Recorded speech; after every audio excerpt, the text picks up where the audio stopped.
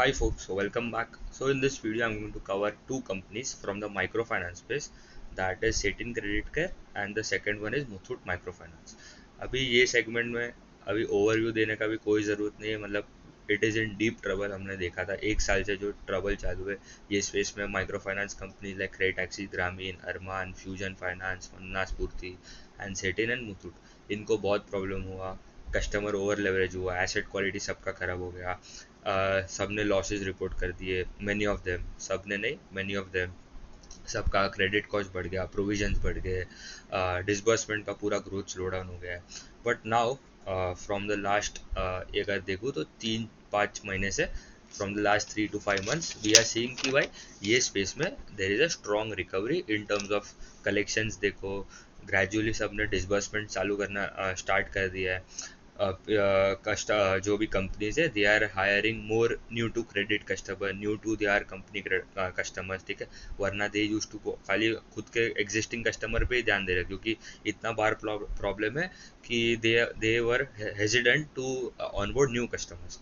So companies have started to disburse good amount of loans. Asset quality भी gradually improve हो रहा है। तो we will start off this video, I will share my screen.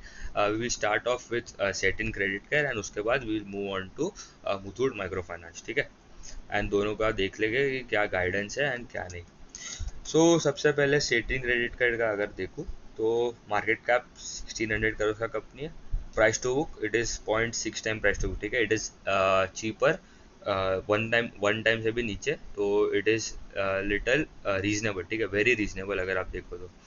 So satin का अगर देखो growth कितना है, इट इज़ करेंटली अगर देखो they are the fastest growing player Satin Creditcare out of credit axis, Grameen, Arman का अभी तक रिजल्ट नहीं आया। फ्यूजन ने तो डी ग्रोथ आ गया बुक में, स्पंदना का भी सिमिलर ही सीन है। मुथूट में there is a amount good amount of growth of around 2-3% के आसपास, ठीक है, on a Y Y basis के आसपास, क्वार्टर ऑन क्वार्टर नहीं, वाई वाई बेसिस बोल रहा हूँ। सो 8% के आसपास का इनका सबसे हाईएस्ट ग्रोथ है अभी तक। क्रेडिट एक्सिस, ग्रामीण का भी 3-4% के आसपास है। डिसबर्समेंट में उतना इनका इतना कुछ ग्रोथ आया नहीं, ठीक है। And by the way they are the जो सेटिंग क्रेडिटर है, they are the company that is profitable and they are profitable from last, I guess, जब से ये साइकिल खराब हुआ है 17 कॉन्जिक्यूटिव क्वार्टर से दे आर प्रॉफिटेबल। मतलब उन्होंने एक भी क्वार्टर में लॉस रिपोर्ट किया नहीं अक्रॉस ये पूरा जो साइकिल हुआ। मतलब इतना प्रॉब्लम जो है, क्रेडिट एक्सिस, ग्रामीण ने भी एक बार लॉस रिपोर्ट कर दिया था, 1-2 बार। It is a market leader, credit axis, Grameen is the best and the biggest player अगर आप देखो in the micro finance space. अगर आपको प्योर माइक्रो फाइनेंस एनबीएफसी को देखना है, it is a must read उनका कॉन कॉल भी, it is a very important con call to understand this cycle. And Arman का भी। सो 8% के आसपास का ग्रोथ है। डिसबर्समेंट में खाली 3-4% का ही ग्रोथ है। दे एडेड अराउंड, उनका ब्रांचेस देखो 1713 ब्रांचेस हो गए। निम्स में थोड़ा इंप्रूवमेंट था on a Y Y basis as well. And but मुझे इनका एक मेन, मुझे थोड़ा एक प्रॉब्लम लग रहा है कि उनका जो ग्रोथ है, ठीक है, उनका ग्रोथ अभी तक तो आया, ठीक है, 8%। उनका लास्ट ईयर का गाइडेंस भी था कि हमारा 8-10% के आसपास का ही ग्रोथ है, क्योंकि इतने प्रॉब्लम्स थे। बट दिस ईयर आफ्टर उनका 10% के आसपास का ग्रोथ इन लास्ट ईयर। वो बोल रहे हैं कि हमारा ये साल तो ग्रोथ चलो ठीक है 10-15% बोला है उन्होंने for FY26, but over long term भी they are targeting just 10-15% CAGR. मतलब एक इतना छोटा कंपनी है जिसका AUM का साइज खाली 12,000 करोड़ है, वो खाली बोल रहा है कि हमारा 10-15% का ही ग्रोथ आ सकता है फॉर नेक्स्ट 5 ईयर्स, ठीक है। तो दैट इज मुझे एक थोड़ा उनका वो प्रॉब्लम लग रहा है। एंड उसके बाद if I look at their branches, ठीक है, तो they are well diversified across all the regions. मतलब 26 स्टेट्स में प्रेजेंट है, 5 यूनियन टेरिटरीज में, पूरा इंडिया ऑलमोस्ट कवर कर डाला है। तो डाइवर्सिफाइड बुक है, इसलिए उनको इतना प्रॉब्लम भी नहीं हुआ। जैसे आप क्रेडिट एक्सिस, ग्रामीण में देखो तो उनका कहाँ पे ज़्यादा फोकस था, they were much more focused in Karnataka and Tamil Nadu and Maharashtra, ठीक है। तो कर्नाटका, तमिलनाडु से उनका अराउंड 30-40% के आसपास का बुक आ जाता है। एंड दोनों वो स्टेट में there was an ordinance bill that was passed कि you can not force the customers to pay their EMI, but वो तो उनके लिए नहीं था, वो अनरेगुलेटेड एंटिटीज जो भी अनऑर्गेनाइज मनी लेंडर्स थे उनके रियल रूल बनाया था। बट थोड़ा इम्पैक्ट उनको वहाँ पे भी आया, क्रेडिट एक्सिस, ग्रामीण को, तो इसलिए उनका थोड़ा प्रॉब्लम हुआ था। And growth quarter and quarter basis also 1.5% के आसपास का ग्रोथ है। It is more important to look at quarter and quarter देखो तो ज़्यादा अच्छा रहेगा, क्योंकि यहाँ पे लास्ट ईयर का बेस थोड़ा मतलब लास्ट ईयर क्वार्टर टू में उतना कुछ खास प्रॉब्लम हुआ नहीं था, तब खाली मतलब चालू हुआ था टू डिटीरियोरेट, मतलब ये साइकिल जो MFI का था वो बहुत ख़राब होना चालू हुआ था फ्रॉम दैट क्वार्टर। तो quarter three was the worst I guess, उसके बाद इम्प्रूवमेंट आना चालू हुआ था। तो क्वार्टर एंड क्वार्टर भी अगर देखो लास्ट क्वार्टर से क्वार्टर वन ग्रोथ आया। इन डिसबर्समेंट्स में आप देखो quarter and quarter there was a growth of around 17%। तो ये बहुत ही अच्छा है कि डिसबर्समेंट में अराउंड 17% के आसपास का क्वार्टर एंड क्वार्टर ग्रोथ है। एंड मुथूट का भी हम देखें, उनका भी अराउंड 28% के आसपास का क्वार्टर एंड क्वार्टर ग्रोथ आ रहा है। ब्रांचेस में 7.1% का क्वार्टर एंड क्वार्टर एडिशन था, मतलब अराउंड 1600 से they have added around 114 branches in quarter 2 and पूरे H1 में they have added around 162 branches। इनका ये टाइम कोई कॉन कॉल नहीं हुआ, ठीक है, तो बट उनका एक I guess there was an analyst meet, तो वहाँ पे उन्होंने खाली थोड़ा फ्यूचर का जो आउटलुक पता है वो corporate presentation that will I will show you, but उनका ये टाइम कोई कॉन कॉल नहीं हुआ था, तो इसलिए उतना ज़्यादा हमें गाइडेंस मालूम नहीं है for FY26 as well. PAT में भी 18% के आसपास का ग्रोथ है, पीपॉप में भी अराउंड 5-4% का ग्रोथ है। मैं रिटर्न रेशियोज में एज आई टोल्ड उनका yields have improved on a quarter and quarter basis. आप देखो सब स्मॉल फाइनेंस बैंक्स जो है, ठीक है, उनके पास सिक्योर्ड वाला सेगमेंट है एंड अनसिक्योर्ड वाला, तो उनका जैसे अनसिक्योर्ड जो MFI माइक्रो फाइनेंस वाला सेगमेंट में प्रॉब्लम हुआ, तो they all of them shifted to secured वाले सेगमेंट, जो वहाँ पे दैट इज वहाँ पे आपका यील्ड थोड़ा कम मिलता है, मतलब आपको you can lend to the customer, yield is basically जो रेट पे आप लेंड करते हो कस्टमर्स को, तो वो थोड़ा कम होता है कंपेयर टू आपके ये जो अनसिक्योर्ड हाईली अनसिक्योर्ड है, राइट, ये MFI which is risky as well. तो वो होम लोन लैब वाले सेगमेंट में, affordable housing loan, gold loan, commercial vehicle loan, two wheeler, वो वाले सेगमेंट में ज़्यादा चलेंगे सब स्मॉल फाइनेंस बैंक, ठीक है, एक भी ऐसा स्मॉल फाइनेंस बैंक नहीं है that has not shifted from the unsecured segment to the secured segment, क्योंकि उनके पास ऑप्शन था। अभी इनके पास तो है, ठीक है, ऐसा नहीं है कि इनके पास भी नहीं है सिक्योर्ड वाला और रूट है, बट उनका मेजोरिटी अभी भी 85-90% के आसपास तो इनका अनसिक्योर्ड जाते हैं। जो स्मॉल फाइनेंस बैंक है उनका अराउंड 60-40 था, थोड़े कैपिटल स्मॉल फाइनेंस बैंक का तो था ही नहीं। सूर्योदय वाज अराउंड 50-55, मतलब almost 50% was in secured, 50% unsecured. अभी सब ने थोड़ा gradually all are going toward secured वाले सेगमेंट में, all the small finance bank में अगर देखो तो इनका कॉस्ट ऑफ बोरिंग थोड़ा बढ़ा था on a quarter and quarter basis, but net net उनके निम्स में अच्छा खासा इंप्रूवमेंट आया, तो 14.25% हो गया versus 13% on a quarter and quarter basis. Opex में थोड़ा बड़ा एज एज अभी क्या हुआ था प्रॉब्लम कि सबने कलेक्शन ऑफिसर्स इतने हायर कर दिए, क्योंकि रिकवरी ऑफिसर्स, कलेक्शन ऑफिसर्स, क्योंकि अभी तक तो कोई डिसबर्समेंट में कोई उतना ध्यान नहीं दे रहा था, अभी तक तो पेमेंट्स जो टाइम पे नहीं आ रहे थे उसके लिए दे हैड टू नए एम्प्लॉयज़ को हायर करना पड़ रहा था, उनको ट्रेनिंग देना पड़ रहा था। बट अभी एज कंपनी ने बोला है कि उनके जो एनालिस्ट मीट हुआ था उसमें कि उनका ओपेक्स रेशियो भी जो है that would gradually rationalise and थोड़ा मॉडरेट हो सकता है जैसे इनकम भी बढ़ेगा। Credit cost loan loss ratio जो होता है that was also stable around 4.5 के आसपास, एंड उनका बोलना है, उन्होंने एक अच्छा गाइडेंस जो बोला है कि उनका credit cost for FY26 would be lower compare to FY25। तो FY25 में अराउंड उनका 5-6% के आसपास था क्रेडिट कॉस्ट उनका, लेस 4.5% के आसपास था, एंड वो बोल रहे हैं कि FY26 में it would be less than 4.5, तो that is also good.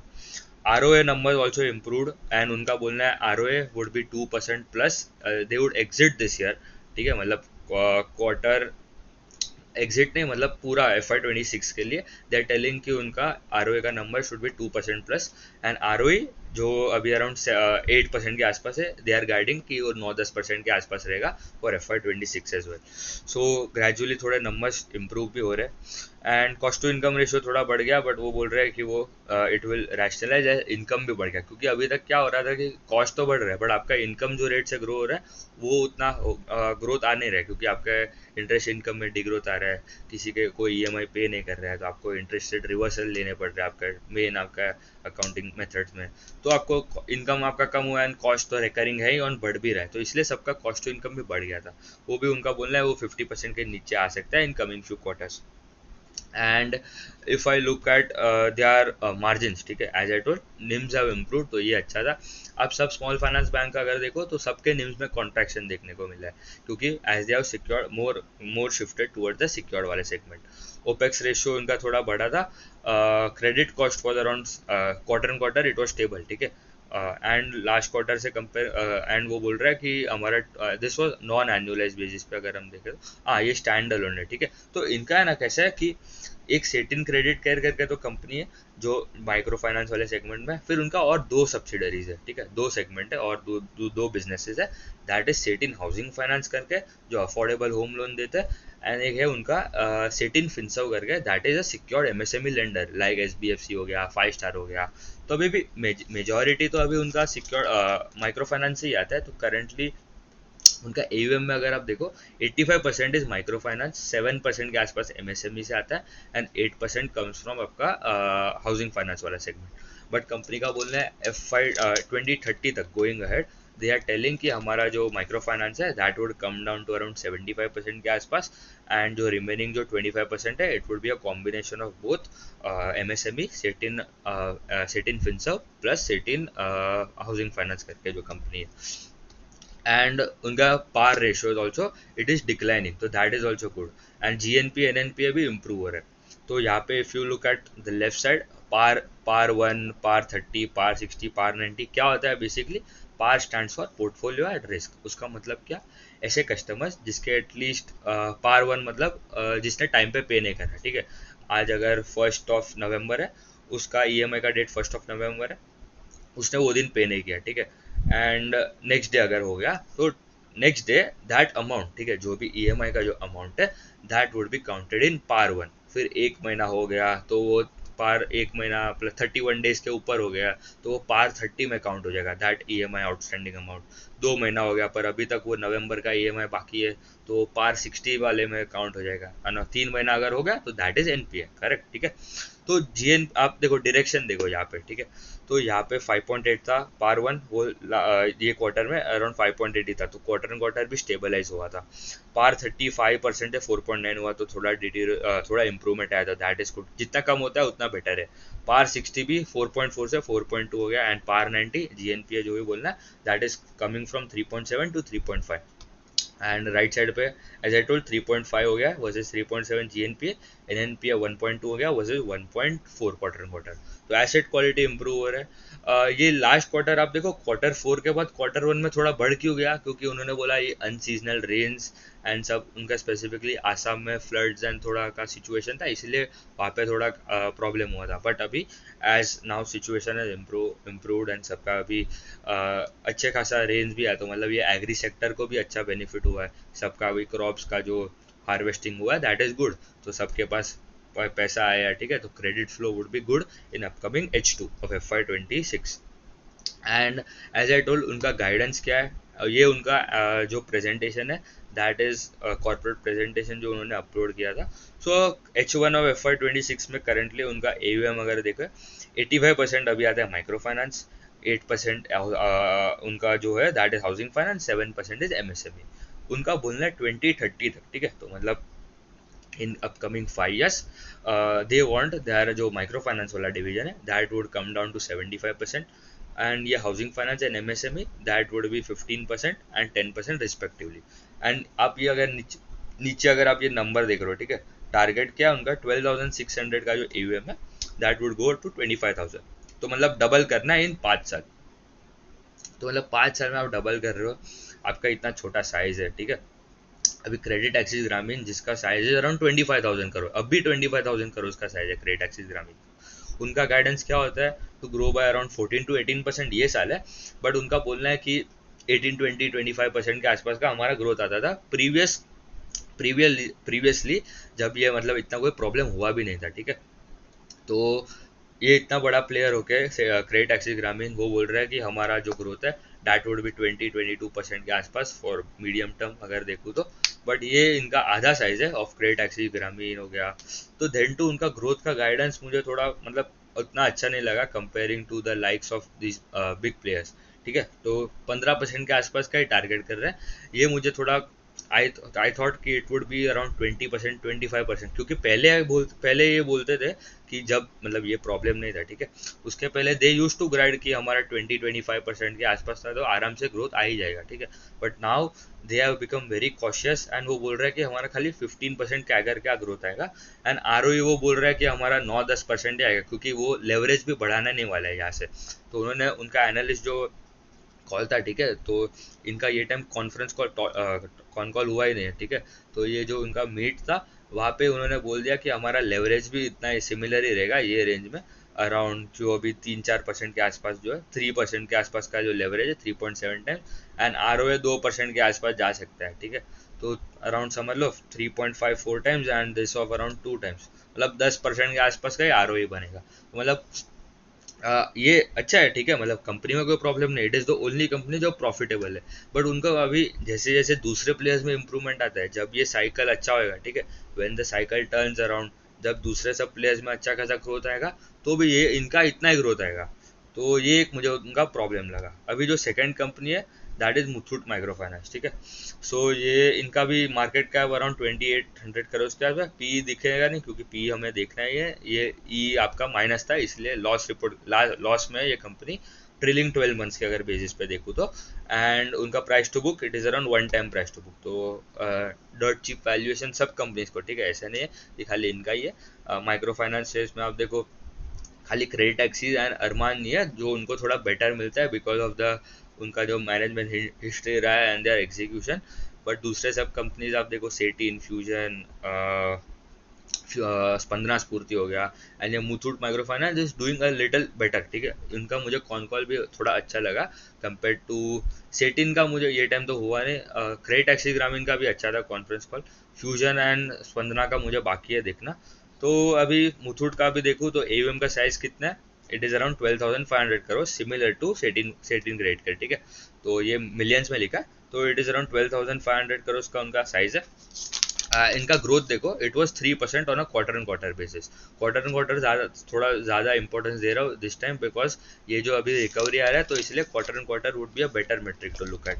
Branches अगर देखो, डिसबर्समेंट्स अगर देखो तो 28% के आसपास का उनका डिसबर्समेंट में ग्रोथ है, which is a very good number, क्योंकि they are also very hungry in terms of growth, क्योंकि अभी अगर उनको लग रहा है कि problems are settled and improvement आने वाला है तो they can easily disburse more loans. Branches उनके 17-18 ब्रांचेज है, 1718 ब्रांचेज है। Collection efficiency there was an improvement, overall collection efficiency 93.3 हुआ वर्सेस 93.1। कलेक्शन एफिशिएंसी क्या होता है, basically if you have calculated कि भाई हमें ये महीने 100 रुपये कलेक्ट करना है फ्रॉम ऑल द कस्टमर्स, पूरा मिला के 100 रुपये आने चाहिए, आपको मिला खाली 90 रुपीज़, तो आपका कलेक्शन एफिशिएंसी 90%। तो हमें डायरेक्शन देखना है यहाँ पे, तो 93.3 रुपीज़ मिल रहा है वर्सेज 93.1, तो ये थोड़ा इंप्रूवमेंट आया। एसेट क्वालिटी में भी GNP and NPA is also improving on a quarter and quarter basis as well. And अभी इफ आई लुक एट उनका क्वार्टर टू में बेसिकली उनका जो नेट इंटरेस्ट इनकम एंड सब है, वहाँ पे भी देर वॉज अ एवरीथिंग, आप देखो क्वार्टर एंड क्वार्टर सब में इम्प्रूवमेंट आया, ठीक है। इनकम में ग्रोथ आया, निम्स नेट इंटरेस्ट इनकम में भी ग्रोथ आया, आपके पी पॉप में भी ग्रोथ आया अराउंड 8% के आसपास, पी पॉप में ग्रोथ आया 8%, पैट में इतना, PAT has now become around 5 times, ठीक है। 393% के आसपास का ग्रोथ जो है, बिकॉज क्योंकि उनका क्रेडिट कॉस्ट जो है दैट हैज डिक्लाइन सिग्निफिकेंटली, तो ये कंपनी बोल रहा है क्रेडिट कॉस्ट हमारा FY26 में कम रहेगा compare to FY25। Satin credit card ने भी वही बोला, तो ठीक है, आपको मैक्रो मतलब पूरा अगर समझना है, ठीक है, ये पूरा सेक्टर में आपको सबको कंपनी को ट्रैक करना पड़ेगा, सबका मैनेजमेंट का गाइडेंस क्या है, मैनेजमेंट का टोन क्या है, वो हमें समझना पड़ेगा। निम्स में इंप्रूवमेंट था, credit cost has declined on a significantly, ठीक है, 4.3 था लास्ट क्वार्टर, वो अभी 3.6 हो गया है। आरओए भी इम्प्रूव हो रहा है, तो मतलब जैसे जैसे आपका मतलब ये सब नंबर्स इम्प्रूव होगा, आपका बॉटम लाइन में आपको अच्छा खासा इम्प्रूवमेंट आएगा, ठीक है। तो ROA and ROE also significantly improved in this quarter. Also अभी H1 में भी अगर देखूँ तो उनका जो H1 में उनका कॉस्ट ऑफ फंड जो है, ठीक है, तो मतलब cost of incremental fund, it was around cost of fund जो अभी करेंटली जो रेट से वो पैसा उठा रहे, ठीक है, पूरे ओवरऑल बुक का, that is around 10.6%। But incremental मतलब अभी जो नया पैसा उठा रहे हैं, मतलब आफ्टर H1, मतलब Q3 Q4 में अभी जो नया ये महीने में जो पैसा उठा रहा है, दैट इज अराउंड 9.8%। तो आपको ये जो गैप दिख रहा है 10.6 से 9.8, तो इसका मतलब है कि कंपनी को आपको आपके निम्स में जो नेट इंटरेस्ट मार्जिन जो होता है वहाँ पे अच्छा खासा इम्प्रूवमेंट आ सकता है गोइंग अहेड, क्योंकि आपका ओवरऑल ब्लेंडेड कॉस्ट आगे जाके कम होगा। ऑल्सो उन्होंने उनका एक रेटिंग अपग्रेड भी मिला, तो उनका रेटिंग पहले क्रिसिल से they got a rating upgrade. उनका पहले रेटिंग था A+ के आसपास था, A+ स्टेबल था, उनका A+ पॉजिटिव हो गया, तो क्रेडिट रेटिंग भी उनका बढ़ रहा है, तो that is also good sign. उसके बाद if I look at they are, दूसरा अगर हम देखें तो यहाँ पे ब्रांचेज अराउंड 1718 ब्रांचेज है, एंड उनका जोग्राफिकल मिक्स में भी they are more focused in southern part of India, ठीक है। तो साउथ में उनका 48% ऑफ द बुक जो है वो साउथ से आता है, तो तमिलनाडु हो गया, केरला, कर्नाटका, वहाँ से उनका ज़्यादा प्रेजेंस है। फिर नॉर्थ इज अराउंड 24%, तो यूपी बिहार साइड भी उनका एक मेजर पोर्शन है of the revenue of the AUM, and east and west contribute to 18% and 13% respectively. उसके बाद if I go on to their collection efficiency, as I told, देखो यहाँ पे कलेक्शन एफिशिएंसी में एग्जैक्टली एक साल पहले उनका कलेक्शन एफिशिएंसी डिटीरियोरेट हो रहा था, ठीक है। 95.9 था Q1 में, और FY25 95.2 हो गया, फिर 92.6, फिर 90%। बट अभी ये लास्ट 2 क्वार्टर से they are seeing a good amount of improvement in their collection efficiency, तो 93 से 93.3 हुआ। And X bucket collection efficiency क्या होता है बेसिकली, अगर समझ लो जो अच्छे कस्टमर्स हैं, मतलब जो कस्टमर्स अभी तक जो टाइम पे पेमेंट कर रहे हैं, जो इसका किसी भी कोई भी EMI अभी तक ड्यू ओवर ड्यू नहीं है, ठीक है, मतलब कोई लेट नहीं चल रहा है, वहाँ पे कस्टमर का कैसा परफॉर्मेंस है, वहाँ पे अगर कोई लेट हो रहा है तो दैट इज वो हमें देखना पड़ेगा, तो दैट इज ऑल्सो इम्प्रूविंग, ठीक है। तो यहाँ पे भी एक टाइम पे 100% था, 99.1% हुआ, एंड अभी वो 99.8% के आसपास हो गया, तो दैट इज ऑल्सो इम्प्रूविंग। तो हमें डायरेक्शन देखना है mainly. If I look at their GNPA NNPA, वहाँ पे भी there was a good amount of improvement अगर हम देखें तो GNPA, if I look at them, उनका GNPA 4.8% के आसपास से अभी 4.6 हो गया, NNPA 1.5 से 1.6 से अराउंड 1.4 हो गया, तो NNPA GNPA भी इम्प्रूव हो रहा है। स्टेज 2 एसेट्स में थोड़ा डिटीरियोरेशन है, बट उन्होंने बोला that will also significantly improve going ahead, तो ये भी ठीक है, मतलब एसेट क्वालिटी के टर्म्स में भी they are showing good amount of improvement. And अभी आ जाते हैं उनका मेनली गाइडेंस पे, ठीक है, मेनली तो वो ही देखने हैं हमें। अभी कंपनी का अगर देखो गाइडेंस थोड़ा कंजर्वेटिव लगेगा, तो AUM में they are guiding to grow by around 5 to 10% FY26 में। H1 में मतलब Q1 प्लस Q2 तक अभी तक तो खाली ग्रोथ आया 3%। अभी ऑल्सो इनका है ना, कैसा है कि उनका एक माइक्रो फाइनेंस वाला जो बुक है, ठीक है, जॉइंट लेंडिंग ग्रुप वाला बुक है, दैट इज अराउंड 96% अभी तक जॉइंट लेंडिंग वाला ग्रुप है, जॉइंट लेंडिंग बुक वाला जॉइंट लेंडिंग ग्रुप में लेंडिंग करता है, मतलब माइक्रो फाइनेंस वाला segment. They have also introduce थोड़ा अभी दूसरे जो नए सेगमेंट्स उन्होंने लॉन्च किए थे एग्जैक्टली एक साल पहले, वो बहुत छोटे थे, बट नाउ वो अभी थोड़े बड़े मतलब अच्छे खासे साइज में होगा, that is 4% of the remaining book जो है उनका। एक इंडिविजुअल लोन्स वाला सेगमेंट है, गोल्ड लोन वाला सेगमेंट है, and also another segment is उनका माइक्रो लैब, ठीक है, micro loan against property, 3-4 lakh का टिकट साइज होता है, वहाँ पे you get a yield of around 20-21%, 22%, मतलब एक तो सिक्योर्ड भी है वो, आपको 21-22% पे आप लेंड भी कर रहे हो कस्टमर से, मतलब ऐसे कस्टमर ढूंढना इट इज़ वेरी डिफिकल्ट, तो ये आपको Tier 3, 4, 5 सिटीज़ में मिलेगा। फिर तो 3% के आसपास का जो ग्रोथ था वो कंपनी बोल रहा है कि हमारा जो गाइडेंस है हमारा 5 से 10 ही रख रहे हैं, बट उन्होंने कॉन कॉल में बोला कि हम we are expecting we can beat the 10% guidance very easily, ठीक है, तो 10% तो आराम से बीट हो सकता है फॉर FY26। निम्स में भी वो बोल रहा है जो 12.4 था उनका FY25 में, वो 11.7 हो गया दिस H1 में, एंड अभी 11.9 हो गया है फॉर Q2 का अगर देखो तो 11.9 है अभी। उनका गाइडेंस है 12.4 to 12.7। अभी यहाँ पे निम्स कैसे इंप्रूव होगा, एज दे आर टेलिंग उनका इंक्रीमेंटल जो कॉस्ट ऑफ फंड्स था वो कम हो रहा है, ठीक है, तो एज ए टोल उनका 9.6 के आसपास वो जो बोरो कर रहे हैं, कहाँ पे गया उनका 9 पॉइंट, दे आर टोल की राइट कि उनका जो कॉस्ट ऑफ बोरोइंग है that is reducing, and incremental जो कॉस्ट ऑफ बोरोइंग है दैट इज कमिंग डाउन, तो अराउंड 9.8 9.4 जो 9.6 जो उन्होंने बोला था, एक सेकेंड,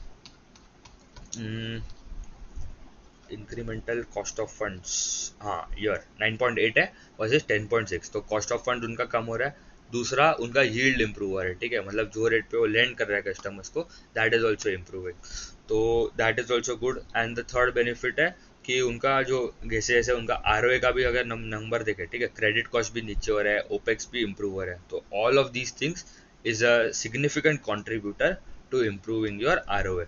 तो यहाँ पे निम्स इंप्रूव होएगा, ऑपरेटिंग कॉस्ट भी, जैसे अभी इनका इनकम भी बढ़ेगा, एयूएम में भी जैसे ग्रोथ आएगा, ठीक है, ये ओपेक्स बेसिकली क्या होता है, बेसिकली इट इज आपका डिनोमिनेटर में आपका एयूएम है, राइट।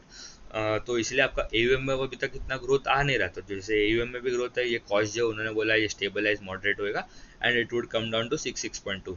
क्रेडिट कॉस्ट 4 to 6% का गाइडेंस है, उन्होंने they are at lower band of their guidance, and उन्होंने बोला ये उससे कम भी हो सकता है या तो ये बैंड में ही चलेगा, मतलब दे आर नॉट एक्सपेक्टिंग कि 5.9 5.8% का क्रेडिट कॉस्ट फॉर FY26, वो बोल रहे हैं हमारा 4 3.9 4.1 के आसपास रहेगा, तो it would be lower compare to their in the lower range of their guidance. ROA भी एज आई टोल्ड, अभी ये सब अगर इंप्रूव हो रहा है, आपका निम्स इंप्रूव हो रहा है, यील्ड इंप्रूव हो रहा है, कॉस्ट ऑफ फंड नीचे जा रहा है, आपका ओपेक्स कम हो रहा है, क्रेडिट कॉस्ट कम हो रहा है, तो ये सब ऑल सब का बेनिफिट कहाँ पे आएगा, बॉटम लाइन पे, राइट।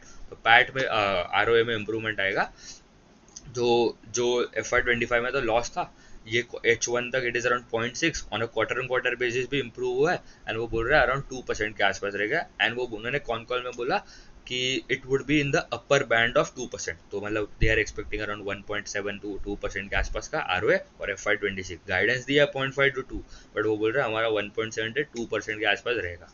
आरओए भी वो बोल रहे हैं जैसे जैसे अभी अभी आरओए क्या होता है, ROA is basically ROA multiply by leverage, तो उनका currently if I look they would be leverage around 3 4 times के आसपास का ही लेवरेज रेशियो होगा इनका भी। सो इनका भी अगर देखो leverage is around 4 times, right, क्योंकि आपको कैसे कैलकुलेट करना होता है, R O A multiply by leverage is आपका आर ओ ई, तो 0.6 मल्टीप्लाई बाय 4 टाइम्स के आसपास आपको 4.4 यू गेट अराउंड 2.8। अभी जैसे जैसे उनका अगर आर ओ ए 2% के आसपास जाता है, तो बेसिकली उनका R O A would be in the band of 9 to 10%, तो ये भी इम्प्रूवमेंट आ रहा है, तो ये अच्छा है उनके लिए। अभी यहाँ पे एज ए टोल, यहाँ पे quarter and quarter basis would be a better metric to look, ठीक है, तो क्वार्टर एंड क्वार्टर बेस में इनकम में ग्रोथ आया आपका, यहाँ पे ये जो इम्पेयरमेंट जो सबसे बड़ा जो बिगेस्ट हेडेक था उनके लिए, सबके लिए, ठीक है, इनके लिए ही नहीं, ये जो प्रोविजंस वाला जो लाइन है, it has declined on a quarter and quarter basis, तो ये सबसे एक पॉजिटिव इम्पैक्ट था on for all the companies, तो इसलिए उनको पैट में भी आप देखो there was a good amount of jump, ठीक है, तो पैट उनका और अगर हम देखो Q1 में था खाली 6 करोड़ का पैट था, वो it has now around 30 crore, मतलब 5 टाइम्स हो गया PAT on a quarter and quarter basis. And also उनका सबका डायरेक्शन देखो यार, 18.1% आसपास से 18.6 हो गया उनका यील्ड, इनकम में भी ग्रोथ आया, स्टेबलाइज हुआ रादर, पीपॉप में भी ग्रेजुअली इंप्रूवमेंट आ रहा है, एंड पैट में भी अच्छा खासा जमता on a quarter on quarter basis as well. Cost ratios as I told, उनका ओपेक्स जो था वो ग्रेजुअली कम हो रहा है, उनका उनका एज आई ऑल्सो टोल, उनका कॉन कॉल भी हम देखेंगे, तो 60% का जो उनका कॉस्ट टू इनकम है वो बोल रहा है कि हमारा it would come down to around 45-50% के बैंड में आ जाएगा इन कमिंग फ्यू क्वार्टर्स।